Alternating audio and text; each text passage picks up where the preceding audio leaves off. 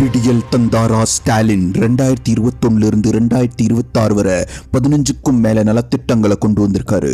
குடும்ப தலைவிகளுக்கு மாதம் 1000 ரூபாய் இன்கம் கொடுக்கிற கலைஞர் மகளிர் உரிமை தொகை திட்டம், புதுமை பெண், தமிழ் புதல்வன் போன்ற ஸ்கீம்ஸ் மூலமா கவர்மெண்ட் ஸ்கூல் கேர்ள்ஸ் அண்ட் பாய்ஸ்க்கு மாதம் 1000 ரூபாய் ஊக்கத்தொகை, ஆதரவற்ற அனாதை குழந்தைகளுக்கு அன்பு கரங்கள் திட்டம் மூலமா மாதம் 2000 ரூபாய் பினான்சியல் சப்போர்ட், டாப்ஸ் அப்படிங்கிற தமிழ்நாடு அஷ்யூர் பென்ஷன் ஸ்கீம் வழியாக கேரண்டீடு பென்ஷன்.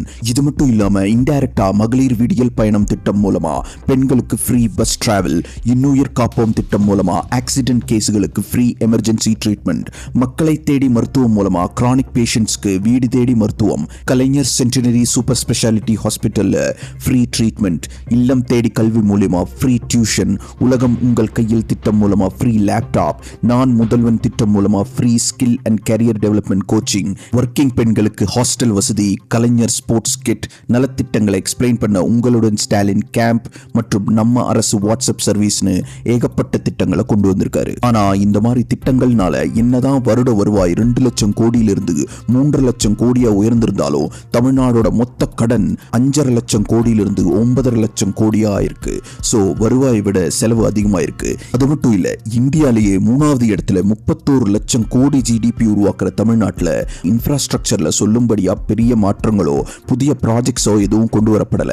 என்னதான் லோயர் மிடில் கிளாஸ் மக்களுக்காக பல திட்டங்களை கொண்டு வந்திருந்தாலும் இன்கம் டாக்ஸ் மற்றும் ஜிஎஸ்டி மூலமா டபுள் டாக்ஸ் கட்டுற மிடில் கிளாஸ் மற்றும் அப்பர் மிடில் கிளாஸ்க்கு பெருசா ஒரு பெனிஃபிட்டும் கொண்டு வரப்படல.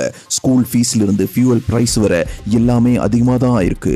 இது மட்டும் இல்லாம பல இன்வெஸ்ட்மெண்ட்ஸை கொண்டு வந்திருந்தாலும் வேலை வாய்ப்பு இன்னும் மக்களுக்கு வந்து சேரல.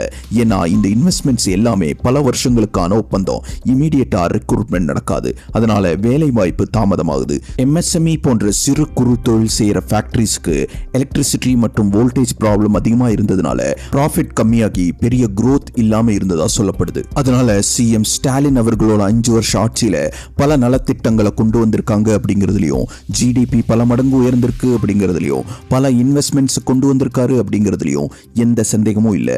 ஆனா இந்த வீடியோல பார்த்தது போல சில பிரச்சனைகளும் இருந்திருக்கு. மக்கள் இன்னொரு சான்ஸ் 2026 கொடுத்தாங்கன்னா இதெல்லாம் சரி செய்ய ட்ரை பண்ணலாம். அப்படி பண்ணா கண்டிப்பா தமிழ்நாடு 3வது இடத்திலிருந்து முதல் இடத்துக்கு ஈஸியா வந்துடும். நீங்க என்ன நினைக்கிறீங்க அப்படிங்கறத கமெண்ட்ஸ்ல ஷேர் பண்ணுங்க. இந்த வீடியோ பிடிச்சிருந்தா லைக் பண்ணுங்க, ஷேர் பண்ணுங்க, சப்ஸ்கிரைப் பண்ணுங்க. நன்றி.